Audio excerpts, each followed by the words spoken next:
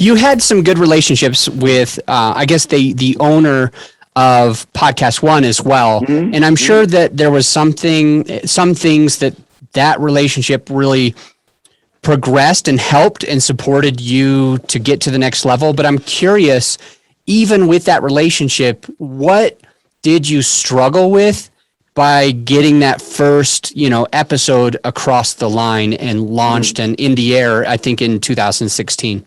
Yeah, for sure. I struggle with what was the style going to be of this podcast. I mean, there's a million podcasts out there about sports.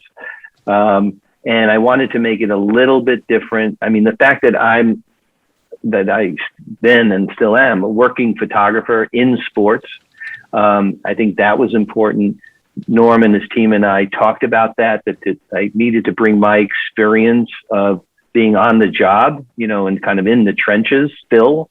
The fact that I had personal stories with most of these guests, some way or another, could be, third hand or whatever. But, most of the guests, the early guests I had on the shows, I remember there was some personal connection there. Either I had photographed them, they'd crossed my path in some way, but some of them I didn't. I mean, we had Amy Alcott. I'll use her as an example, the Hall of Fame women's golfer.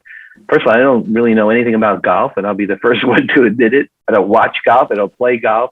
But as I got into her story, it was fascinating. I mean, where she came from. And I soon discovered, Adam, that everybody came from somewhere. There was some linchpin moment in their career, whether it was a mentor or a coach or somebody who believed in them, some epiphany in their life, whatever.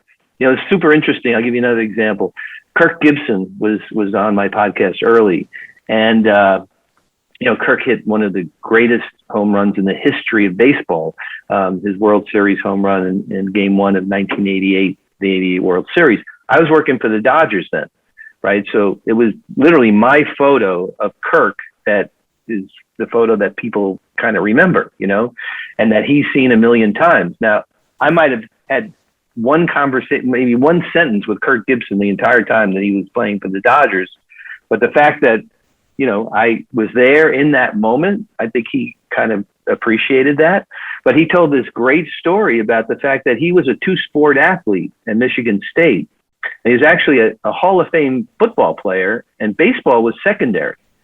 And when he got to the senior year, his football coach said, "You know what, Kirk, I think you're better off long-term to be a baseball player, because, football, the longevity and injury prone and all that stuff."